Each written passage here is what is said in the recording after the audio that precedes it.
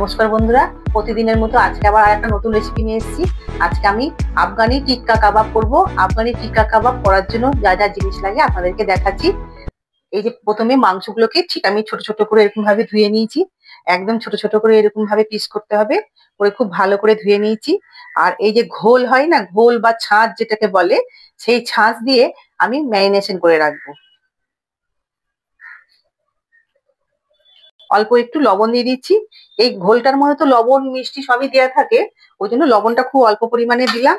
দিয়ে এই যে পুরো ম্যারিনেশন করে আমি একটু রেখে দেবো। এটা প্রায় 7 থেকে 8 ঘন্টা। আপনারা যদি বিকালে বানান তাহলে সকালে ম্যারিনেশন করলে বেশি ভালো হবে। আর এটা আমি এই 800 মতো মাংস নিয়েছি, নিয়ে ছোট ছোট করে কেটে নিয়েছি।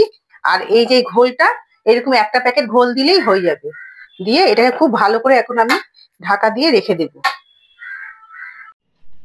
প্রথমে আমি ঘোল দিয়ে ভিজিয়ে রেখেছিলাম, তারপরে এই যে ঘোল দিয়ে ভেজানো মাংসগুলো খুব ভালো করে চিপে চিপে তুলে নেব, যেন এক ফোঁটাও জল না থাকে। সেই হিসাবে চিপে চিপে নিগড়ি নিগড়ি তুলে নিতে হবে, ঘোলটা যেন একদম না থাকে। চিপে এবার আমি তুলে নিচ্ছি।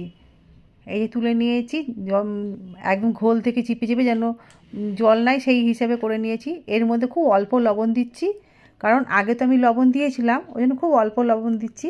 এটার বাটার টিক্কা করব আমি। আর গোলমরিচ গুঁড়ো দিলাম দু চামচ মতো, ছোটো চামচে 2 চামচ গোলমরিচ গুঁড়ো। আর আদা রসুন পেস্ট 1 চামচ দিলাম, বড় চামচের 1 চামচ। আর এই যে 2 চামচ ঠিক না 1.5 চামচ মতো বাটার দিয়ে দিচ্ছি। বাটার দিয়ে আর ওই যে পেরি পেরি মশলা আছে 10 টাকাওয়ালা, ওই পেরি পেরি মশলা 1 প্যাকেট আমি দিয়ে খুব ভালো করে এবার আমি মাংসগুলোকে মাখিয়ে নেব। এমন করে মাখাতে হবে যেন প্রত্যেকটা মাংসর গায়ে মশলাগুলো লেগে থাকে। সেইভাবে ভালো করে সব মশলাগুলো মাংসর গায়ে মাখিয়ে নিতে হবে। মাখিয়ে আমি এটা কিছুক্ষণের জন্য রেস্টে রেখে দেব। এইদিকে আফগানি টিক্কা কাবাব করার জন্য আর একটা পাত্রে আমি সর্ষে তেল নিয়েছি। সর্ষে তেলটা পাই এই 100 গ্রাম মতো সর্ষে তেল নিয়েছি। আর বড় চামচের 1 চামচ গোলমরিচ গুঁড়ো নিয়েছি। ছোটো চামচে 2 চামচ দেখালাম, কিন্তু এটা বড় চামচের মাপের 1 চামচ। কাশ্মীরি লঙ্কার গুঁড়ো আর ঝাল লঙ্কার গুঁড়ো, এবার আপনারা যে যেমন ঝাল খান সেই হিসাবে দেবেন। এর মধ্যে কিন্তু আমি জিরে গুঁড়ো দিচ্ছি না, 2 চামচ ধনে গুঁড়ো দিচ্ছি। ধনে গুঁড়োর একটা আলাদা ফ্লেভার। আর একটু লবণ দিয়ে দিলাম।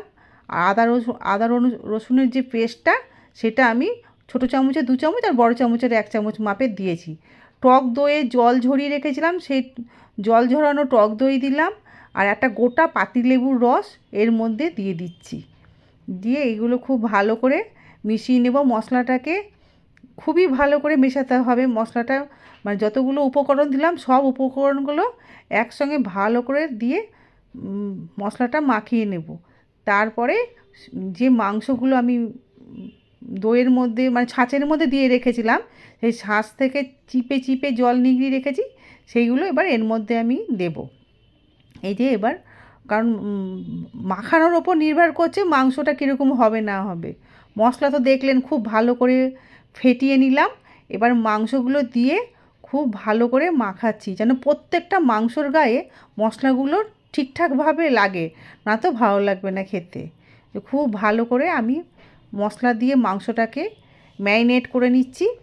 আর এইদিকে কাঠকয়লা দিয়ে ওর উপরে ঘি দিয়ে একটু কাঠকয়লাটাকে আগুন দিয়ে ধরিয়ে নিয়েছি, দিয়ে আমি ঢাকা দিয়ে প্রায় 1 ঘন্টা মতো রেখে দিয়েছি।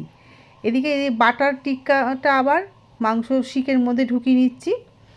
এই যে শিকের মধ্যে আপনারা বাড়িতে শিক না থাকলে কাঠিতে করতে পারেন, কিন্তু কাঠিতে করলে কাঠিটা পুড়ে যাবে, আপনাদের শিকেই করতে হবে। আর এক এয়ার ফ্রায়ারটা দেখাচ্ছি।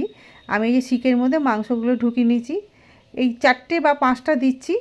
শিক বড় হলে বেশিও দেওয়া যায়, আমার শিকটা ছোটো, ওই জন্য 4টে থেকে 5টা দিচ্ছি। দিয়ে এবার আমি এটা গ্যাসে করব। আর ওই অন্যদিকে একটা পাত্রে আমি বাটার গলিয়ে রেখেছি।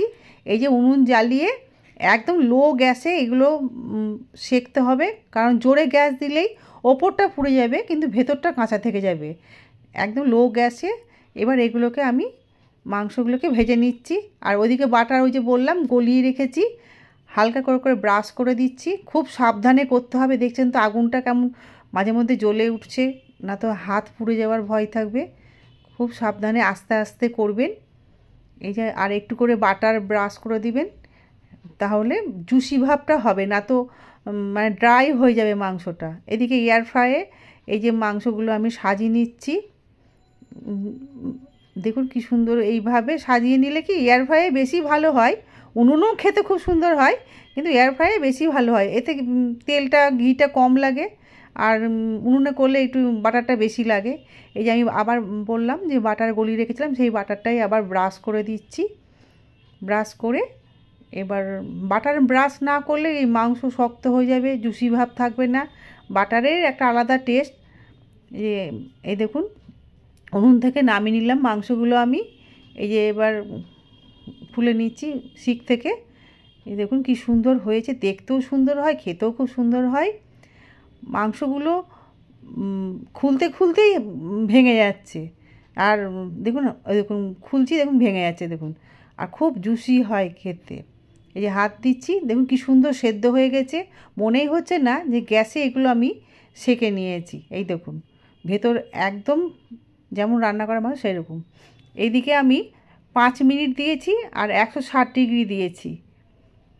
এই যে মাংসগুলো এবার 5 মিনিট হওয়ার পর আবার উল্টি পাল্টি নিচ্ছি, নিয়ে আবার এর মধ্যে বাটার ব্রাশ করে আবার আমি এয়ার ফ্রায়ার এটা করব।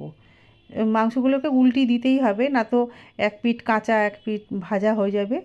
সব খুব ভালো করে আমি উল্টি পাল্টিয়ে নিচ্ছি। এই দেখুন সব উল্টি পাল্টিয়ে নিলাম, নিয়ে আমি আবার এটা দিচ্ছি। এই যে এবার আমি দেখুন 10 মিনিট দিলাম, 10 মিনিট দিয়েছি আর 160 ডিগ্রি, এই যে 10 মিনিট দিচ্ছি আর এইদিকে আমি 180 ডিগ্রি দিয়েছি। এবার এইটা আফগানি কাবাবটা হয়ে গেল। এই যে আফগানি কাবাব এগুলো, এই দেখুন কি সুন্দর কালার হয়েছে, দেখেছেন? কাশ্মীরি লঙ্কার গুঁড়ো, ঝাল লঙ্কার গুঁড়ো, সব মশলাতে। আপনারা ধনেপাতার চাটনি বা অন্য কিছুর সঙ্গে খেতে পারেন, অন্য কিছু বলতে কি কোনো সস বা যেটা আপনাদের পছন্দ সেই সাথে খেতে পারেন, কিন্তু ধনেপাতার চাটনির সঙ্গে বেশি ভালো লাগে খেতে।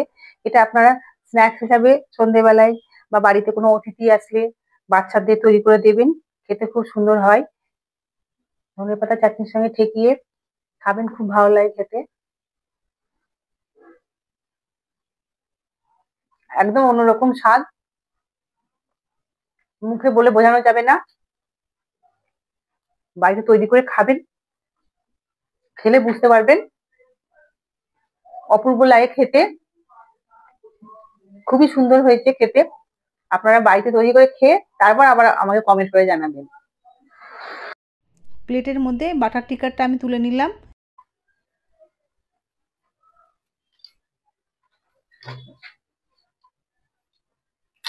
বাটার টিক্কা আমার হয়ে গেছে। এই যে আমি চাট মশলা একটু ছড়িয়ে দিয়েছি আর একটু ধনেপাতা ছড়িয়ে দিয়েছি। এদিকে ধনেপাতা চাটনি, ধনেপাতা পুদিনা পাতা আর একটু রসুন কাঁচা লঙ্কা দিয়ে চাটনি বানিয়ে নিয়েছিলাম।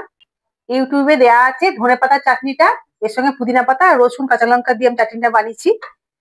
এই চাটনিটা দিয়ে এটা আপনারা সার্ভ করবেন, খুব ভালো লাগবে খেতে।